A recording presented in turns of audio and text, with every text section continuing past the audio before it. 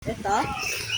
So, magbubukas ulit tayo bagong flavor. Kaya, si Kuromi at saka si ano. Galing to kay Coco Kind. Coco Kind ba yun? Ay, hindi pala Coco Kind. Si Pink Choco pala. Siya yung nagbigay nito galing sa Philippines. Siya yung nagbigay na.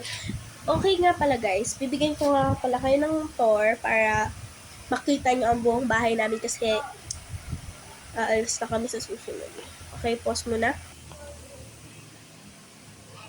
Okay guys, ito ang buong kitchen namin. Actually guys, kaharap lang namin yan. Diyan ako nag-video. Ito naman yung sa may labas. Ito lang. Last time kasi si Leo yung nagpakita na sa kanilang labas. So, ayan namin sa amin. Katabi lang namin sila dyan, oh. Sure ko lang sila katabi. Dyan. So, ako naman, guys, yung kwarto nakalock. So, hindi ako makapasok. So, sa iba na lang. Sa ibang vlog ko lang. Mga bukas. Hintayin nyo na lang. Wait lang ka pala, guys. Sarado ko lang ito. Okay, hey guys. Okay guys, ito na ako. So, ito na ang gagawin natin.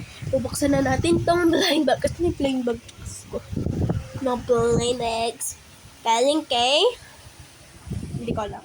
Nakalimutan ko. Kay Picture ko. Kasi ito gusto ko buksan muna. Guys, nakikita niyo ba?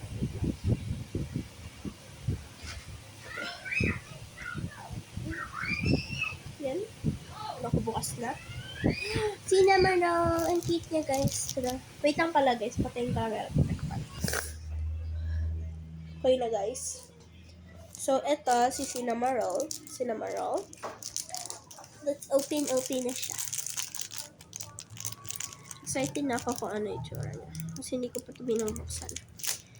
I like Coco Kind. Guys, panoodin nyo din yung mga video niya. Kasi, mag-subscribe din kayo sa kanya, tapos sa akin. Oh my god. Dikit si Cinnamon. Didikit ko siya dito. Hindi siya actually sticker. Babay ko na lang siya dito. May free candy dito, kinain ko na. Hindi ko pa nga ito binubuksan. Ngayon ko pa lang binuksan guys, kasi para makita nyo sa pa. Yung parang whistle na candy guys. So eto, set ko muna yung buhok niya. Teka lang guys, tingnan ko kung makikita nyo pas ko muna.